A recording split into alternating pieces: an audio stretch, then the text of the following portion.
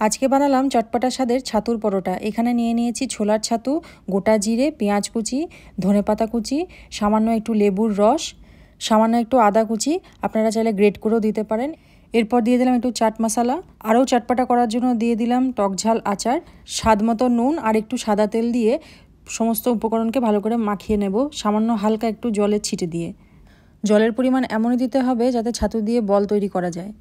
অন্য সাইডে পরোটার জন্য ডো বানিয়ে নেব। প্রথমে নিয়ে নিয়েছি আটা, স্বাদ মতো নুন আর একটু সাদা তেল দিয়ে হালকা করে জল দিয়ে ভালো করে মেখে নেব। আটার ডো বানানোর পর লেচি কেটে তাকে 10 মিনিট রেস্টে রেখে দেব। তাতে পরোটাগুলো নরম হবে আর ফুলকো হবে। এরপর ওই লেচির মধ্যে একে একে ছাতুর বলগুলো বানিয়ে রেখেছিলাম সেগুলো ভরে দেব। লেচির ভেতর পুর ভরার পরও আবার 15 মিনিট মতন রেখে দেবো রেস্টে, নয়তো পরোটাগুলো বেলার সময় পুরগুলো ফেটে বাইরে বেরিয়ে চলে আসবে। যে কোনো পুর ভরা পরোটা বা লুচি সঙ্গে সঙ্গে যদি না বানিয়ে লেচির ভেতরে পুর ভরে বেশ কিছুক্ষণ রেখে দিয়ে তারপরে যদি বেলা যায় তাহলে একটা পরোটাও বা লুচিও ফাটবে না, ভেতরে পুর একদমই বাইরে বেরিয়ে আসবে না, আর পরোটাগুলো দেখতেও খুব সুন্দর হবে।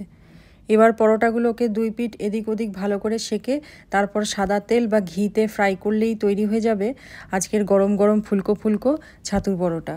ব্রেকফাস্টে হোক বা বাচ্চা স্কুলের টিফিনে বা ডিনারে এই হেলদি অ্যান্ড টেস্টি ছাতুর পরোটা সার্ভ করুন যে কোনো কারি, আচার, দই বা রায়তার সঙ্গে। দিনটা পুরো জমে যাবে।